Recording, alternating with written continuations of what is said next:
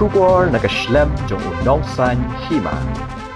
Kayeng bishar mentagasni kalapha no yaga Sonam Raghuvanshi badia uraj Kushwaha kibala shakem halor kajing penyap yo Raja Raghuvanshi sha ka judicial custody na kabenta khatlaisni kajing Phah sha judicial custody lane patok kalong hadien baki Pulit ki Khlem pan Sngi Shuh ban Tohkit yakini ki arngut u assistant public prosecutor lane u muktial bami khmat yaki Pulit u tushar chanda ula pentep baki Pulit ki Khlem pan Sngi Shuh na kayeng bishar ban Tohkit yakini ki arngut la ban kedau baki Pulit kila Tohkit shiphosngi yaka Sonam Raghuvanshi bad Raj Kushwaha bad yaki laingut ki weipat la Tohkit prasngi kini ki laingut ki dan menta ha judicial custody na kabenta khatsausngi.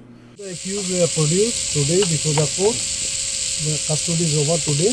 So both the accused were sent for 13 days judicial custody. 13 days sir. 13 days judicial custody. Okay. Police ने रिमांड नहीं मांगा था? No.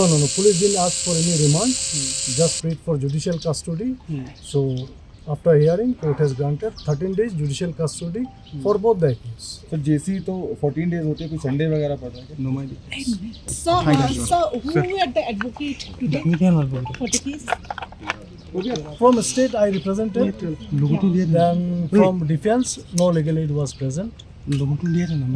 Sir, this 13 days judicial custody, in fact, police didn't ask for any police custody. No.